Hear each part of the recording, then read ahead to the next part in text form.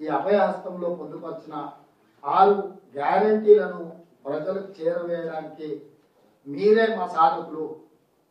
మీ మీదనే ఈ ప్రభుత్వం ఈ గురుతరమైన బాధ్యతను పెడుతుంది. సచివాలయం నుంచి ఈ మంత్రివర్గం నుంచి మేము పాలసీ డాక్యుమెంట్ మాత్రమే అప్రూవల్ ఇస్తాం. ఎగ్జిక్యూషన్ అంతా మీరే బాధ్యత. ఆ ఎగ్జిక్యూట్ చేసే క్రమంలో ఇక్కడ ఉన్న అధికారులకు ఆ సూచన ఎవరికైనా ఈ విధంగా పనిచేయాలని ఏదైనా ఇబ్బంది అనిపిస్తే మీరు చీఫ్ సెక్రటరీ గారు కానీ పోలీస్ డిపార్ట్మెంట్లో డీజీపీ గారు కానీ మీరు ఒకవేళ ఈ విధానంలో పనిచేయడానికి మీకు ఏమైనా ఇబ్బంది కలిగిస్తే మీరు కోరుకుంటే తప్పకుండా మిమ్మల్ని అక్కడ నుంచి ఇంకొక ప్లేస్కి ట్రాన్స్ఫర్ చేయడానికి మీరు అక్కడ నుంచి మీ బాధ్యతల నుంచి మార్చడానికి ప్రభుత్వానికి ఎలాంటి అభ్యంతరం లేదు. మీరు అక్కడ ఉండి మేము ఏమి చేయమంటే మాత్రం ఎస్ డెఫినెట్గా ప్రభుత్వానికి అభ్యంతరం ఉంది. మీరు బాధ్యత తీసుకున్నప్పుడు నిర్వర్తించాల్సిందే.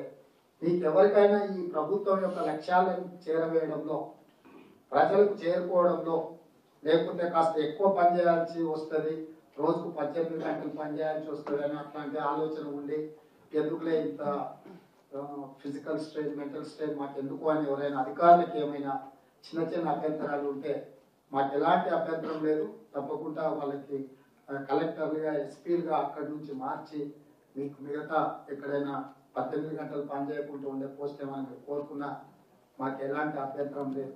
కానీ యాజ్ అన్ ఎలక్టెడ్ రిప్రజెంటేటివ్ నేను అధికారులకు సూచన మీ లైఫ్ టైం ఎక్స్పీరియన్స్ కలెక్టర్లుగా ఎస్పీలుగానే మీకు ఉంటుంది. ఇంకా తర్వాత ఎప్పుడు మీకు ప్రజలకు డైరెక్ట్గా కనెక్ట్ అయ్యి ప్రజల భావము భాష అర్థం చేసుకోవడానికి బిగ్గెస్ట్ ఆపర్చునిటీ. ఈ బిగ్గెస్ట్ ఆపర్చునిటీని మీ లైఫ్ టైం ఎక్స్పీరియన్స్ కింద కన్వర్ట్ చేసుకోండి. ఇట్లాంటి ఎక్స్పీరియన్స్ మళ్ళీ మీకు రాదు.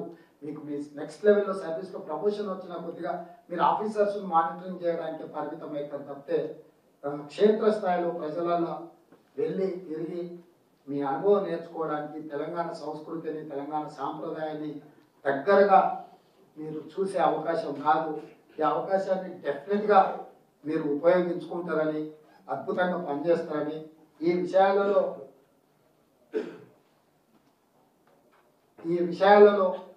ప్రతి 4 నెలలకు మళ్ళీ ఈ గ్రామ సభలు కానీ ఈ వ్యవస్థ మళ్ళీ సమీక్ష చేస్తాం. మీ వైపు నుంచి మీ ఎక్స్పీరియన్స్ ఎందుకంటే మీరు బాగా చదువుకొని కష్టపడి ప్యాషన్తో వచ్చింది ఇందులోకి ప్రజలకి ఏదైనా మీరు నిజంగా రీజనబుల్ సజెషన్స్ ఏమున్నారు. మేము గవర్నమెంట్ చాలా ఓపెన్ మైండ్తో ఉన్నాం. ఇప్పుడు మేము ఆలోచన చేసినాకంటే కూడా ఇంకా బెటర్గా ఏమైనా చేయడానికి ప్రజలకు మనం ఏమైనా చేయ అవకాశం ఉంటే మీ సూచనలు 100% గవర్నమెంట్ తీసుకుంటుంది. ఈ గవర్నమెంట్కి ఎలాంటి మెసేజాలు లేవు. మా అధికారి చెప్తే మేము వినాలనే ఆలోచన లేదు. మేము పాలసీ డాక్యుమెంట్ మాత్రమే చేయగలం. మీ ఆలోచన ఏదున్నా దాని పాలసీ కింద కన్వర్ట్ చేస్తాం. ఆ పాలసీని మళ్ళీ ఎగ్జిక్యూట్ చేయడానికి మీ దగ్గరికే పంపిస్తాము.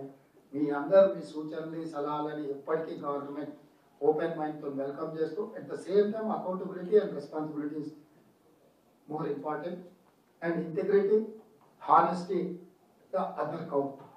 ఫ్యూచర్లో మీ ఎలివేషన్లో కానీ మీ టీచర్ పోస్టింగ్లో కానీ integrity and honesty is the biggest criteria in our government. మీ దాన్ని దృష్టిలో పెట్టుకొని ముందుకు వెళ్ళాల్సిందిగా కోరుకుంటూ మీ అందరికీ మరొకసారి క్రిస్మస్ శుభాకాంక్షలు తెలియజేస్తున్నాను. అదేవిధంగా కొత్త సంవత్సరంలో కొత్త ప్రభుత్వం కొత్త ఆలోచనలతో ప్రజలకు ఆశలు చిగురించే విధంగా ప్రజలకు విశ్వాసం కలిగించే విధంగా మనందరం నేను మొదట్లో చెప్పినట్టు ఈ ప్రభుత్వం నడవాలంటే ఈ జోడెత్తులు సమన్వయంతో ముందుకు వెళ్ళాలి.